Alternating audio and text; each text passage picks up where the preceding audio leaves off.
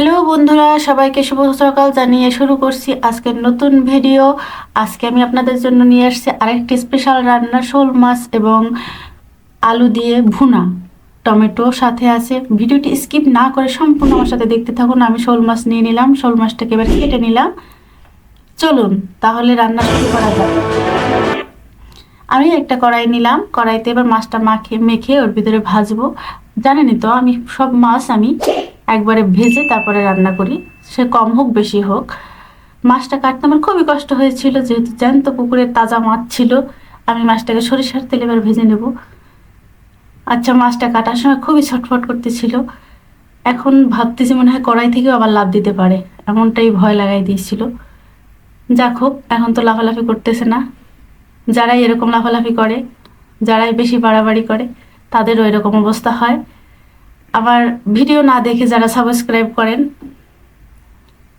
তাদের যে আমার একার ক্ষতি হয় তা না, আপনাদেরও কিন্তু ক্ষতি হয়।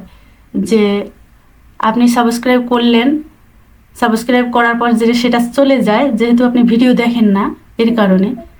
যাই হোক, এর পরবর্তীতে আশা করি কেউ এটা করবেন না, কারণ নিজেরও ক্ষতি হয়। আর জেনে শুনে কেউ নিজের ক্ষতি করবেন না।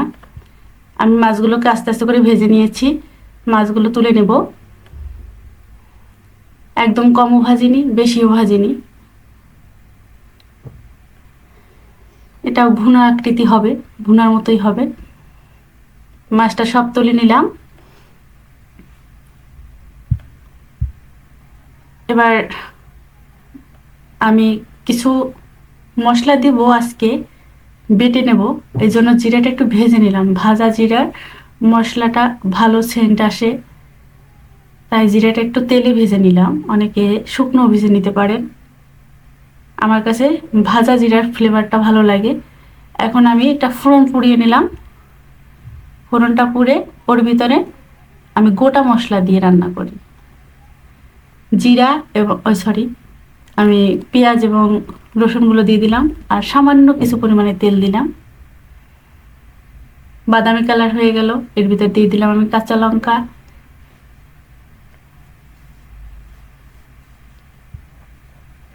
তার ভিতরে দিয়ে দিলাম সামান্য পরিমাণে হলুদ। হলুদটা আমার দেওয়া শেষ। আমি এটাকে আর একটু ভেজে নেব। এরপরে আমি আলুগুলোকে কেটে ধুয়ে রেখেছিলাম, ওগুলো দিয়ে এটাকে কষাবো। কষার জন্য নেড়ে চেড়ে আমি কষিয়ে নেব। দিয়ে দেব আরেকটু সামান্য পরিমাণে তেল, যাতে পুড়ে না লাগে যায়। কাটাগুলো মাছের আমি কষানোর ভিতরে দিয়ে দিচ্ছি, ওগুলো একটু ভেঙে ভেঙে যাবে। শুধু কাটাগুলো দিলাম, মাছের মাথাগুলো। এভাবে ঢেকে ঢেকে আমি কষিয়ে নিচ্ছি। এরপরে একটু সামান্য জল দিলাম। আলুটা তো সিদ্ধ হতে হবে, তাই না? বন্ধুরা দেখুন কেমন লাগছে আমার ভিডিওগুলো। শর্টকাট ভিডিও, শর্টকাট রান্না, হেলদি রান্না। এই যে আমার ভিডিওগুলো যদি আপনার কাছে ভালো লেগে থাকে, তাহলে অবশ্যই অবশ্যই কমেন্টে জানাবেন যে কেমন লেগেছে আপনাদের কাছে আমার ভিডিওগুলো। আপনারা দ্রুত করে কমেন্ট করবেন, এবং যেটুকু সময় পাবেন, যত পারেন, ছোট পারেন বড় পারেন, কমেন্ট করবেন। এবং হ্যাঁ, কমেন্ট করা শেষ হয়ে গেলে তারপরে ভিডিও দেখে একটা যাওয়ার আগে লাইক দিয়ে যাবেন। আর যারা একদমই নতুন আমার চ্যানেলে, তারা অবশ্যই অবশ্যই চ্যানেলটিকে সাবস্ক্রাইব করে অলে দিয়ে রাখবেন। আপনার কাছে সর্বপ্রথম আমার ভিডিওটি পৌঁছে যাবে। আমি এর ভিতরে কিন্তু কেটে রাখা গোটা টমেটোও দিয়ে দিছি কষানোর পরে, যাতে এটা একদম গলে না যায়। এরপরে আমি একটু জল দিয়ে দিব, পরিমাণ মতো জল দিয়ে দিলাম।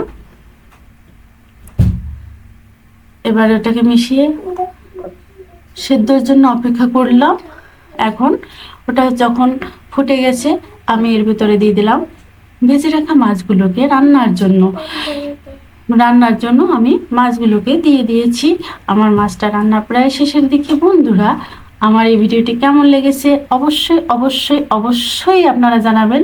আমি মাছের ভিতরে শেষে নামানোর আগে মশলাটা দিয়ে দিলাম, আমার বেটে রাখা মশলা।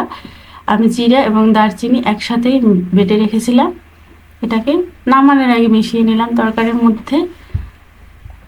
আজকের মতো আমার রান্না প্রায় শেষের দিকে। বন্ধুরা অবশ্যই আমার চ্যানেলটিকে সাবস্ক্রাইব করবেন এবং শেষ পর্যন্ত দেখে কমেন্টে জানিয়ে দেবেন কেমন হয়েছে আমার রান্নাটা।